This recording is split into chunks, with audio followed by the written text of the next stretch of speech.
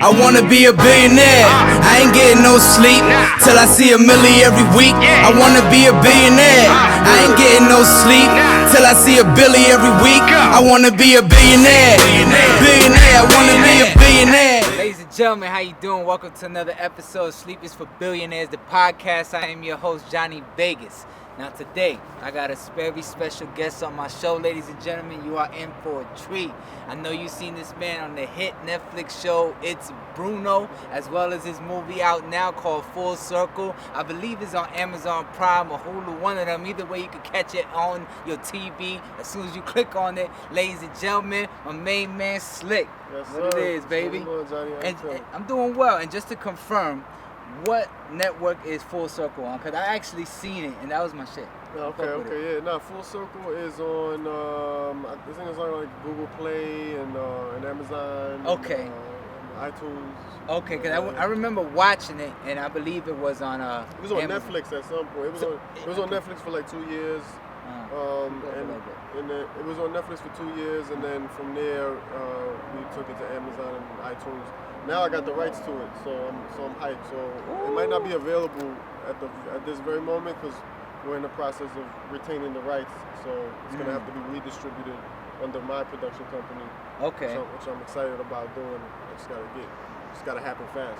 Well, congratulations on that, man. So how heavily were you involved in that production to where you can actually negotiate the rights to own all of it?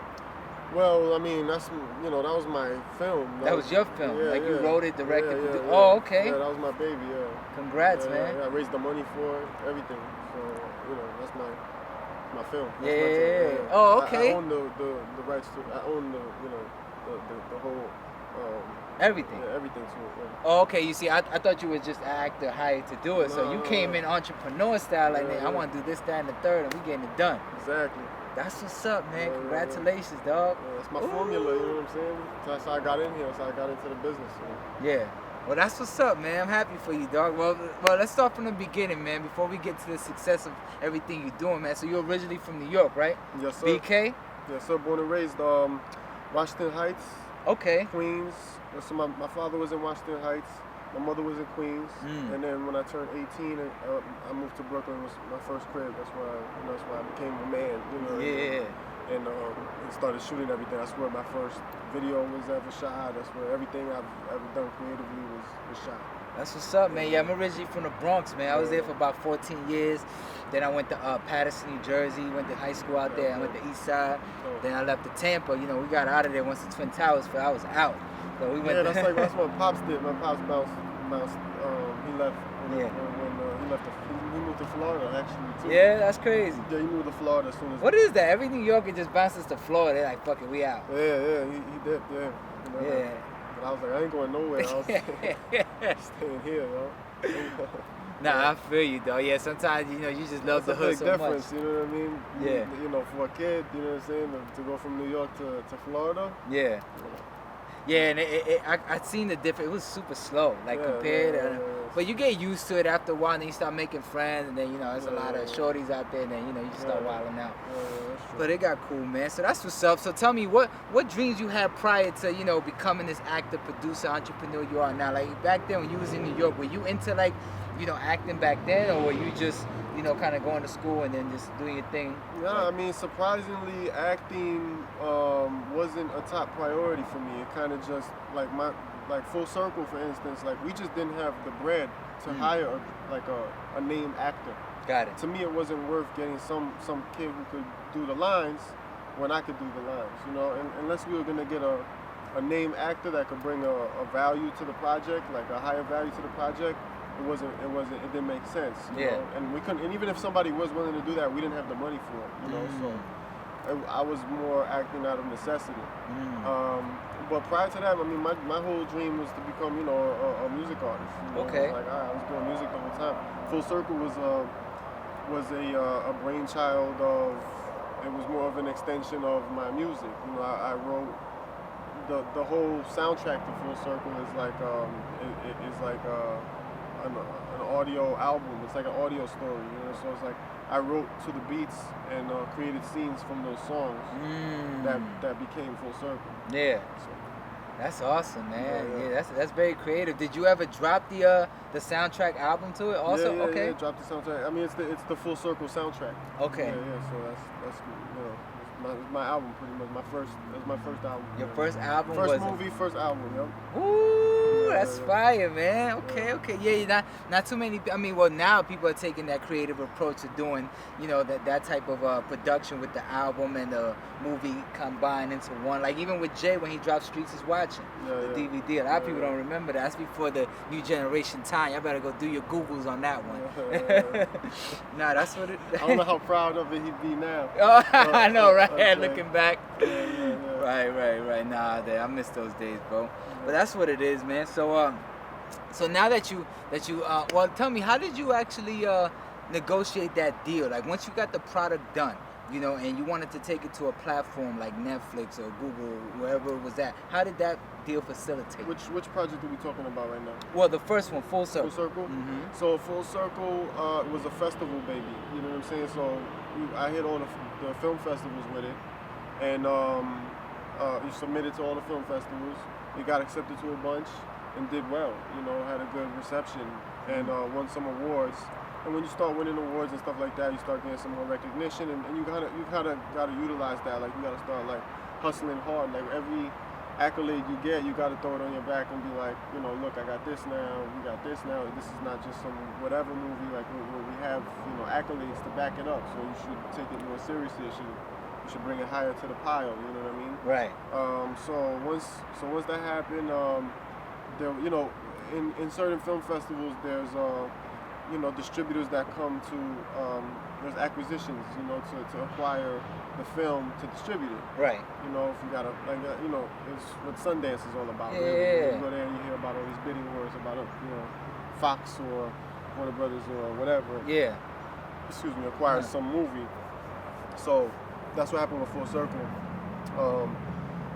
At Urban World, at the Urban World Film Festival, it was acquired by E1. Mm-hmm. And E1, the distributor, brought it to Netflix and brought it to all these other spots. And E1 is now that was 2015, I want to say. Yeah. And now I'm getting the rights back to it because they're just not promoting. They don't care about it anymore. And also E1 did this whole split. The company split up and all that stuff, so it kind of got tossed to some French version of them, some Canadian subsidiary. So, but that's how. Yeah, I mean, film festivals. So that's how I did it. Okay. Yeah. And is there like a website where you can see what film festivals are going? Yeah, Without a Box. Without a Box. So that's the one. Mm-hmm. Okay, you heard that. Withoutabox.com. If you're up and coming filmmakers, submit to the festivals. Withoutabox.com. You heard it here first. Mm-hmm. That's what it is, man. So how did this idea of It's Bruno came about? I mean,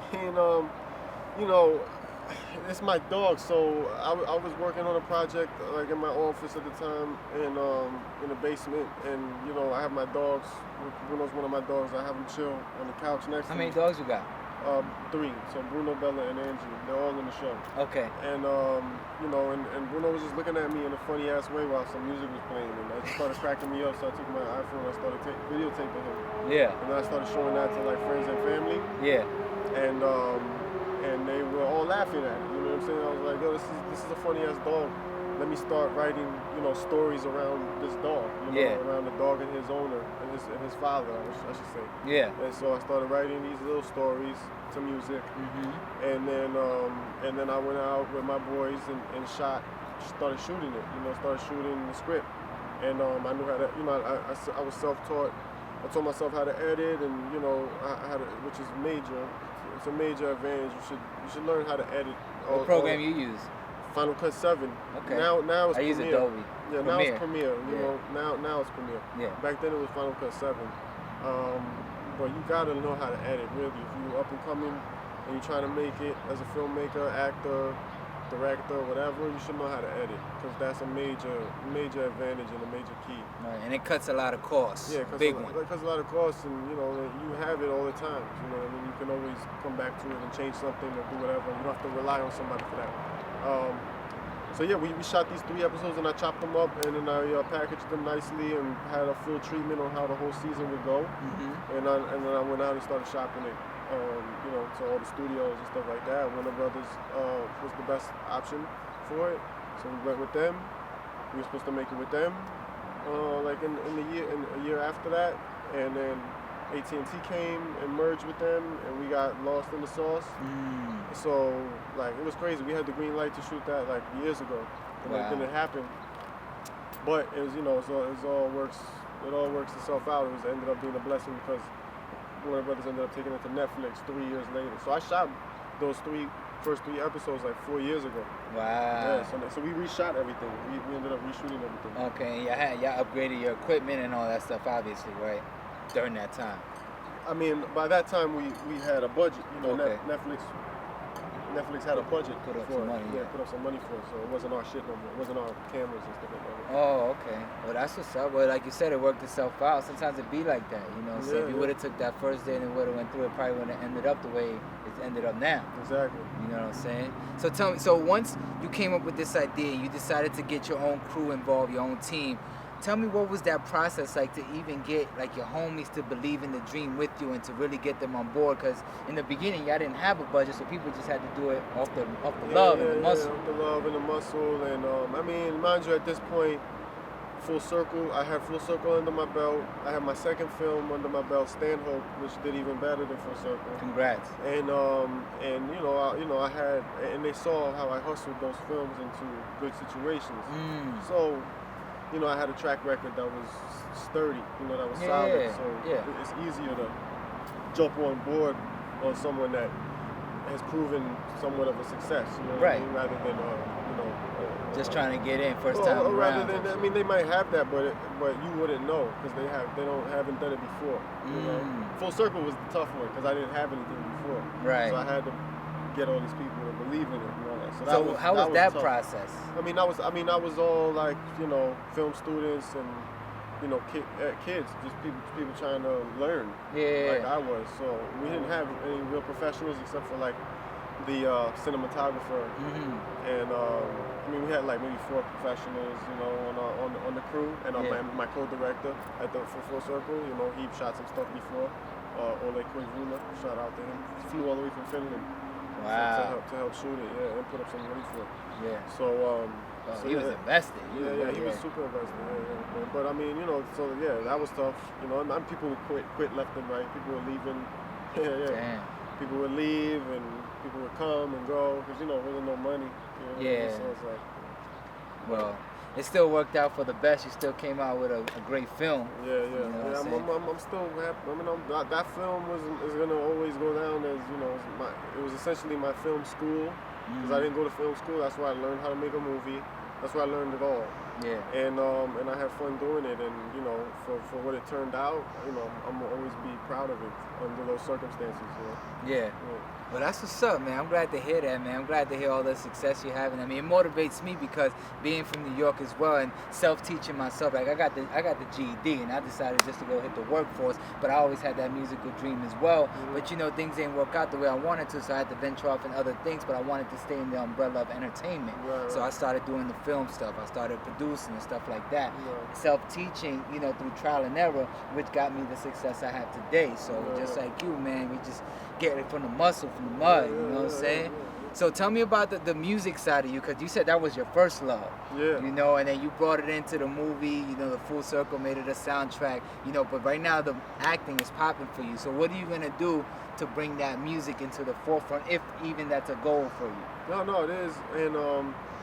And I do it still, like the It's Bruno show. I have like 3 or 4 songs of mine that are in the series, you know what I mean?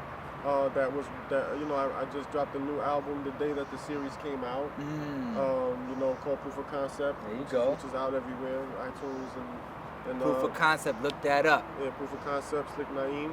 And, you know, so I made sure that everything was released in tandem. So, okay, if you're watching the show, you know, the only party scene in the whole series is one of my songs, you know what I'm saying, which is doing well, Turn Tonight. So I always marry them.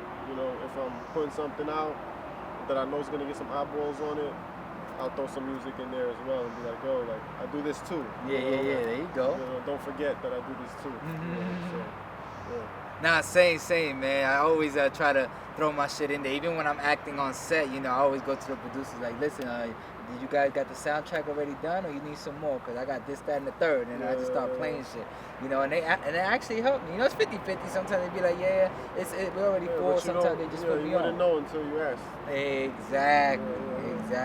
Me and my girl was just talking about that the other day, how people are just in fear to take that leap. Like, it boils down to fear at the end of the day, and it's like, you never know until you ask, you know what I'm saying? And you know, man, I would hate to live with regret, my brother. Yeah, exactly. Like, that's my biggest fear in life, you know what I'm saying? Because it's like the worst thing they could do is say no.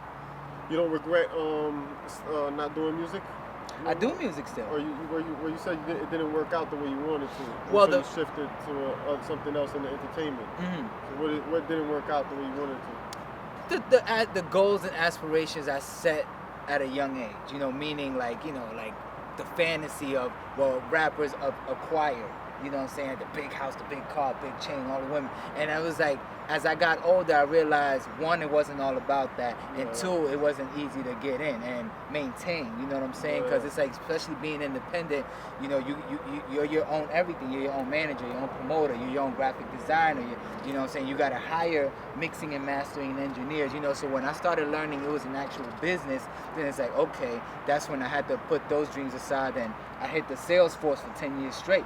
And then I started saving some money, but still putting money into the music like that. And when I was in Florida, I was doing my thing. I had a few songs on the radio. I did a few shows and shit like that, you know. But it was like, I wanted bigger dreams than what I had. I felt like the success I acquired in Florida, I had a cap on it. So I was like, yo, I need to get out of here. That's when I took my talents to LA, and then I came with a bunch of material. I came with the podcast, I came with the music, I came with the acting skills, I came with the sales background, you know what I'm saying? And then shit just started working out that way. So all the people I wanted to meet in music, I'm meeting through acting. You know what I'm saying? So, but I'm still, like I told you, bringing in the music. Like, yo, I got music for the film, this, that, and the third. So I'm bringing it in. I'm like sprinkling it. From a different angle. Yeah, you know, from a different angle, exactly. So, but that's what I feel didn't work out for me. I just had high hopes, like, yo, I want to be rich off rap, and that's what I said didn't work out. You know what I'm saying? But again, it's still in the process. So I definitely didn't give up. Still didn't quit. Still going hard. Good. That's how you gotta be, man. You know what it is, man. Yeah, straight up, man. Well, that's good, man. You know, I'm glad we're a lot alike, man. That's dope, man. I fuck with you on that level, brother. You know what I'm saying? And so tell me, with all the time and effort that you put into your craft, into your music, you know, how do you balance your personal life? You know, I know you got a wifey, you know what I'm saying? You got 3 dogs, you know what I'm saying? How do you balance that? I mean, it all works itself out. You know, as far as the dogs, I managed to put that in, you know, I managed to make them a business. You know? Like you going to work. Yeah, they all working, you know, they all putting their own food on the table. They're paying for their own food. You know, get your own kibbles and bits. Yeah, exactly. So, you know, as far as the dog goes, and you know, as far as my personal life, you know, I think it all works itself out. It's all about a balance, you know. It's not difficult for me, you know. I think whoever is in your personal circle that you're still keeping there respects your work, your hustle and your work, and wouldn't want to, you know, get in the way of that. So, you know, so it's a smooth complement to it, you know. It's a smooth combination. Yeah.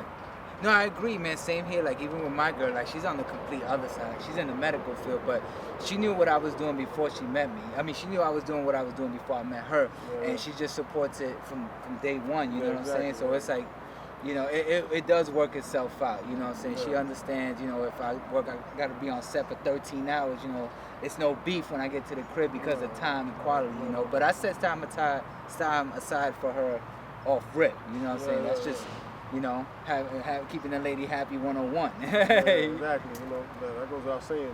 Yeah, exactly. That's what's shout out to you, baby. I love you, baby. Yeah, man. But nah, that's what it is, man. So now that you're in the game, I see you with CAA, top dogs in the agency world. How'd you acquire them? Did they come to you after the movie popped, or did you submit, or did you meet somebody? How did that work out? CAA came, well, originally I was with a different agency. I mean, they all came to me through Stanhope. Okay. My second film that did well. They all started coming to me then. But prior to that, you know, obviously Like even when Full Circle came out, I was trying to get a manager and an agent and all that stuff, and it wasn't happening. You know, it wasn't happening. So it took a whole nother film, you know, for cats to start, you know, paying realizing, attention. oh shit, okay, yeah. That's what it is, and then it just came, and then you knew about CAA before they got to you. Yeah. Oh, okay, so you already knew. Yeah, I gotta take this. This the one. Yeah, This the only one. Yeah, I'm still waiting for them to knock on my door, man. That's why I keep pumping out these podcasts. Yeah, keep pushing out content, you know. Oh yeah. I don't stop, brother. I'm relentless. I'm determined. Like you can't stop a man with ambition, brother. You know, so you know how that goes. Exactly. But yeah, that's great, man. And if there's any advice you can give to an aspiring actor, producer, director, who wants to chase his dream, who wants to come to California, and but is kind of going through life, and it's feeling a bit discouraged. What advice can you give to them if this is their main dream that they want to accomplish in their life? Well, I would say that you gotta really 1,000%, know that this is what you want to do.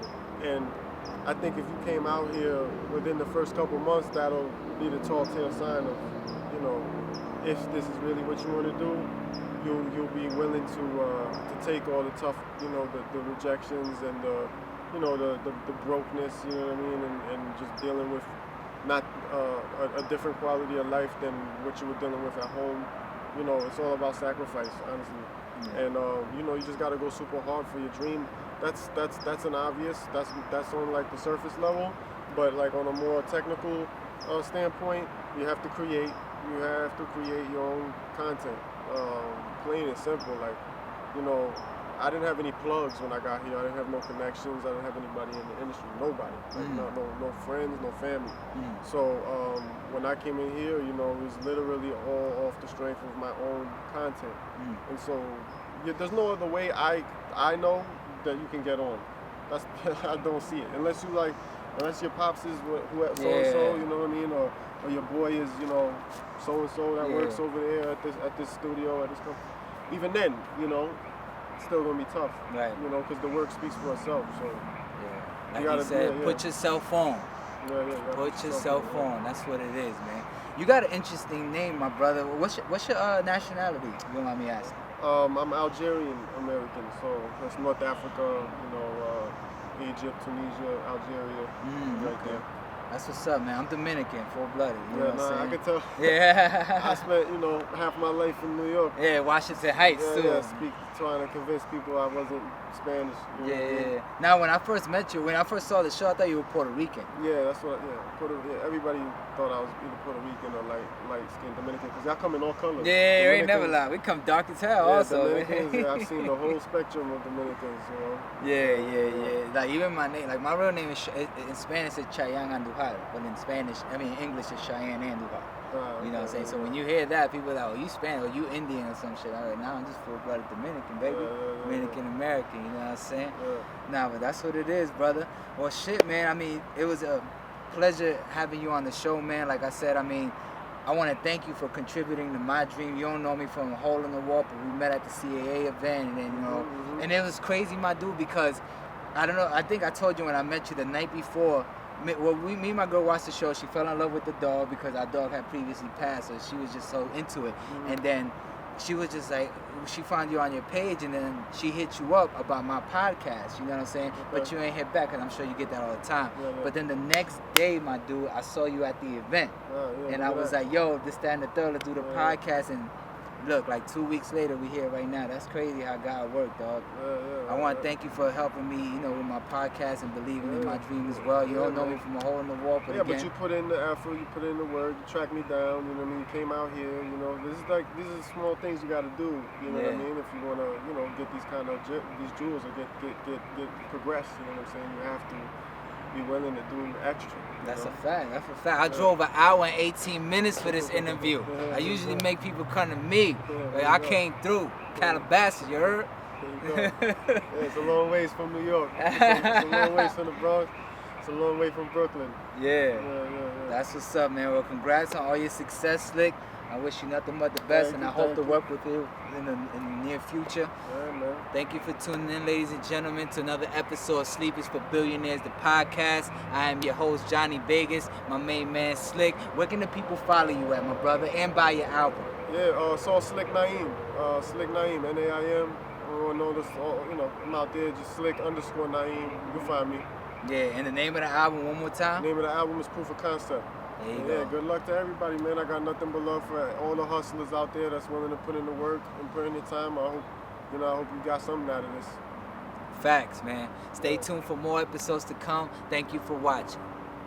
And cut. We ain't got the shit on, so we use our hands up in here, baby. Yeah, I know about the hand clap. It used to be like that. But I would get real close to it and be like that. There you go.